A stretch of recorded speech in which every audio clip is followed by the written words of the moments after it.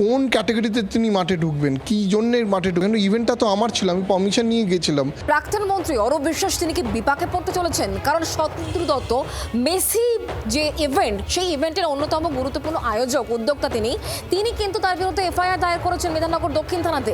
আমরা কথা বলে নিই, আমাদের সঙ্গে রয়েছেন আমাদের প্রতিনিধি দেবাঞ্জন, এবং দেবাঞ্জনের সঙ্গে শতদ্রু দত্ত উপস্থিত রয়েছেন। দেবাঞ্জন, একটুখানি জানার চেষ্টা করব, শতদ্রু দত্ত কিন্তু পালা বদলের পরই বেশ কিছু গুরুতর এবং চাঞ্চল্যকর অভিযোগ করেছেন।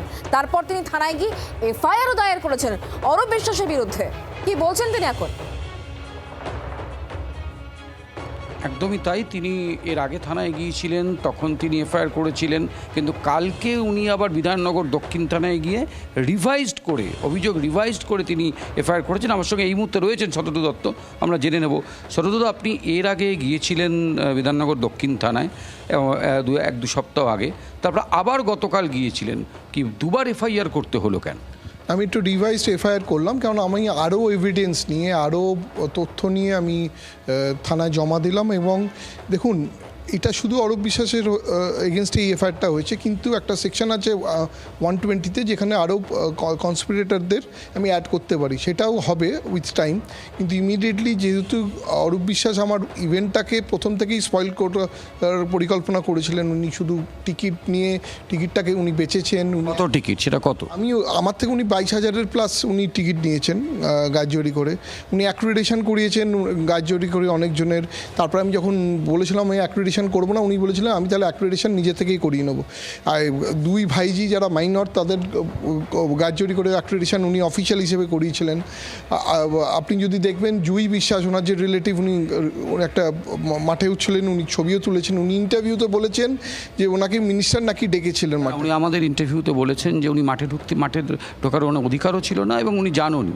তো তাহলে উনি বলছেন মিনিস্টার ওনাকে ডেকেছিলেন। মিনিস্টার কোন অধিকারে মাঠে ডেকেছিল? কিন্তু ইভেন্টটা তো আমার ছিল, আমি পারমিশন নিয়ে গেছিলাম, এই ইভেন্টটা করেছিলাম। আমার সবচেয়ে বড় কথা, মাঠে ঢুকতে গেলে তো অ্যাক্রিডিটেশন লিস্টে নাম থাকতে হবে। তার কোন ক্যাটাগরিতে তিনি মাঠে ঢুকবেন, কী জন্যে মাঠে ঢুকবেন, তারও তো উনি বারবার বলছেন ওনাকে নাকি ইনভাইট করা ছিল। কে ইনভাইট করেছিল? তার মানে স্পোর্টস মিনিস্টারের, যেহেতু উনি রিলেটিভ এবং স্পোর্টস মিনিস্টার ভেবেছিলেন এটা পাড়ার ইভেন্ট, উনি ওনাকে ঢুকিয়েছিলেন। এই যে এটাও তো এক ধরনের এক্সটর্শন। যে অভিযোগগুলো আপনি করেছেন, তার মধ্যে কি কি অভিযোগ এগুলো? না, এই এক্সটর্শনের অভিযোগ আছে, যে আমার ভয় দেখানো, যে ইভেন্ট করতে দেবো না, টিকিট নিয়ে রংফুল গেইন করেছেন উনি, এই সব দিয়ে। প্লাস আমার ইভেন্টে ঢুকে উনি যে গাড়জড়ি করে, শোফলোতে ওনার নাম ছিল না, তা উনি ঢুকেছিলেন।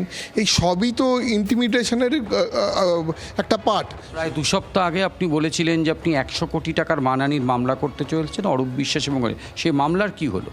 হ্যাঁ, এতদিন তো কোর্ট ভ্যাকেশন চলছিল, এই কোর্ট নেক্সট উইক থেকে খুলছে। আমি আপনাকে গ্যারান্টি দিয়ে বলতে পারি, আপনাকে আমি এফআইআরও গ্যারান্টি দিয়েছিলাম যে আজ না কাল এফআইআর রেজিস্টার হবে। আমি কেসও এই জাস্ট নেক্সট উইক খুলছে। এই তদন্ত কোন পথে আর কিভাবে এগোয় সেদিকে দেবাঞ্জন আমাদের নজর থাকবে। অনেক ধন্যবাদ আমাদের সঙ্গে সরাসরি থাকার জন্য।